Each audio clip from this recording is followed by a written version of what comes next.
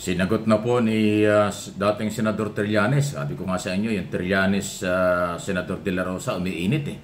Sinagot na yun, sabi niya, kung gusto mo, ikaw mismo umaresto sa akin pag dumating yung warrant of arrest ng ICC. O ito yung sagot ni Trillanes, pakinggan po ninyo. Sama daw ako sa kanya, sama daw ako sa pagkaresto sa kanya.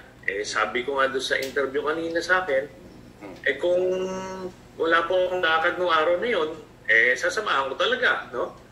Tapos, kung magpapakita siya, no? Pero nakita niya yung grabing nervyos ngayon pa lang, no? Kaya I doubt kung haharapin niya yan. Tiwala rin ng dating mambabatas. So, ayan po yung sinasabi ni dating Senador Trillanes. Kasi kung imagunita, isang araw, umarap sa media, nag-press conference si Senador Bato de la Rosa at galit na galit siya. Sabi niya, yan si Trillanes. O yan. Noong unang nakaramang araw, nagsabi niya, magpakalalaki ka, Senador Bato. Sabi ni Trillanes. Sabi naman ni Senador Bato, ikaw, gano'n din, pakalalaki ka. Parang ganyan na yung level ng usapan eh. Si Trillanes po kasi, isa sa mga complainant sa ICC. Kaya siya ko yung nagsasabi ng ganyan. So, tingnan natin, painit ng isong ito. Ang tingin niya ni Trillanes, parang nagpapanik na raw eh. So, yun na nga, kasi nga nakita na natin yung mga galaw nila. At saka, hindi nga natin alam kung hindi kaya ma-pressure ang ating Pangulo. Kasi po, may mga pressure yan mula sa international community, especially ang mga bansa sa Europe na kaalyado ng ICC, member ng ICC. Pagkatapos ang mga bansa sa Europe ang tumutulong at nangako na tutulong sa development ng ating bansa, pati modernization ng ating militar, pati sa pagsuporta sa paninindigan natin sa West Philippine Sea. Ang European Union ang isa sa mga tumutulong. Ang tungkol sa human rights violation, ang European Union ay isa rin ho sa mga naninindigan at tayo sinusuportahan dyan. Ay sila ho yung member ng ICC. So yung international pressure, yan ho yung ating aabangan. Paano ito makokontrol? Paano ito titimbangin ng ating Pangulo?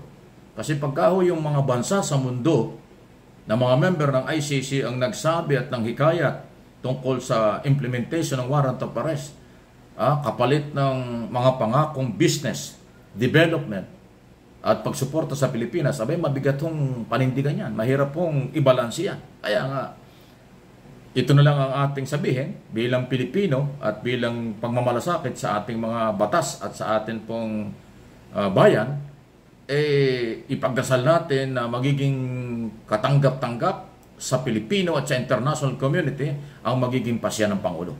Although sa ngayon, ang paninindigan ng Pangulo hindi talaga pwede. Inulit na naman kahapon ng Presidential Communication Office ni Secretary Garapil na hindi nagbabago ang isip ng ating Pangulo. Pero dahil nga ho dito sa latest development na maaaring next month, June or July, baka daw lumabas yung warrant, ibang issue yan.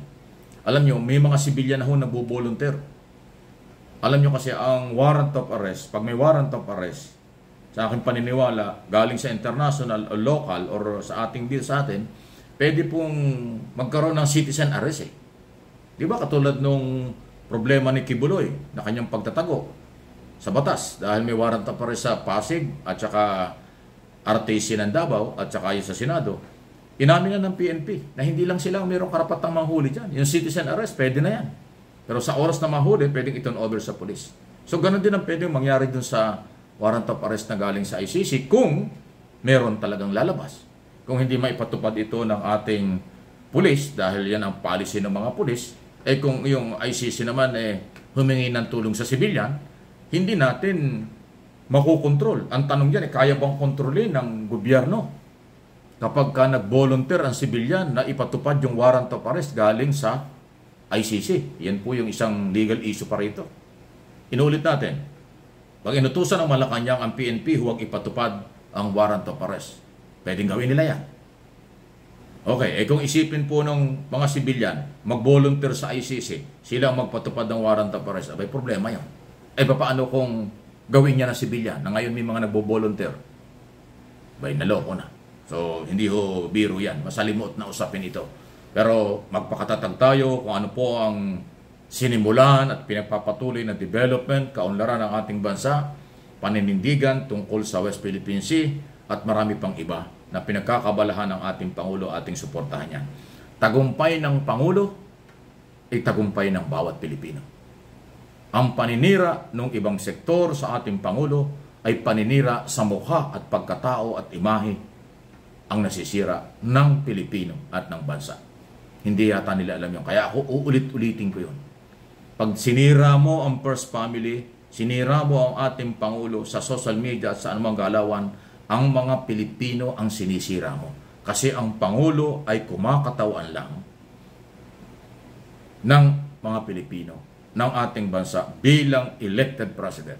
Kaya respeto ang kailangan. Irespeto ang institusyon. Irespeto ang office of the president. Irespeto ang elected mula sa mga mamayang Pilipino sa ating mga political exercise. Okay? Ay bakit nila pinagre-resign? Eh, sabi ng iba na hindi nakakaintindi, bakit si Sara Duterte pinagre-resign nyo? Aba, pinagre-resign si Sara Duterte as Secretary ng Department of Education. Hindi siya pinagre-resign as Vice President. Kasi elected Vice President siya. Wala namang problema doon sa Office of the Vice President.